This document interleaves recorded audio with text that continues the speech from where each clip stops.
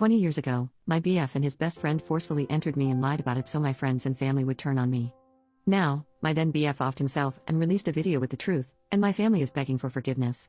It happened in 2003. My boyfriend at the time asked me to come over one night to hang out, but when I arrived, it wasn't just us. His best friend was there. They cornered me, and the only thing my boyfriend said before they forced themselves on me was that his best friend had never entered a girl before and how unfair it was that girls rejected him. I have never been able to listen to Tupac again after that night. My boyfriend and his best friend were part of a big friend group that my sister and I were also part of. I reported what happened to the police, and it became a big divider in the group until a friend of the best friend provided an alibi for him from her birthday party that happened the same night. It was good enough for everyone, and everyone turned against me, wanting me to drop the charges, including my sister.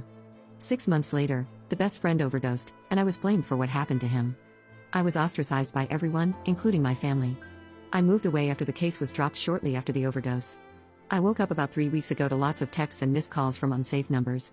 I found out later that it was my mom and sister, and now they believe me because my former boyfriend confessed to everything, in detail, and called what he did a curse that haunted him his entire life. Haunted him? The audacity. He wanted me to know that God was on my side and had punished him on every single path he took, starting with the passing of his best friend, and that he was tired now and couldn't take it anymore. He asked for forgiveness and for me to visit his grave so at least his soul didn't continue to be haunted. I got copies of his letter and video sent to me, even by strangers, not only to me but to my husband and children, none of whom knew my past. I don't know what to do now. My husband and children are traumatized, and my family is begging me to forgive them. They want to meet my children and be a part of their lives. I don't even know if there's anything to forgive. I just want things back to normal before all this came out again. Would I be a bad person if I told everyone I don't want anything to do with them? My mom is apparently sick and is scared she wouldn't have the chance to see me before something happened. All I know is that I could finally listen to Tupac again. Update 1. I don't know if you remember me. I posted 5 months ago about my situation, and I have felt nothing but despair since. My mom is very sick.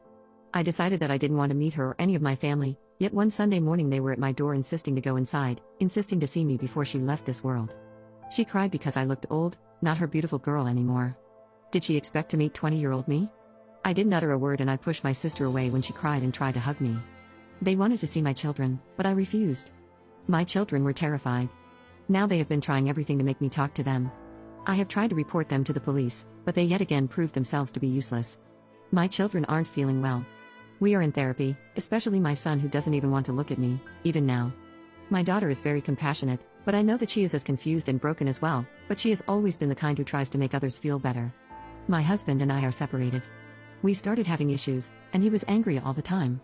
He couldn't look at me. He thought that I should have told him when we met, but I didn't, and now he felt helpless. He couldn't even touch me anymore. Do you feel repulsed by me? Do I remind you of what happened every time I have touched you?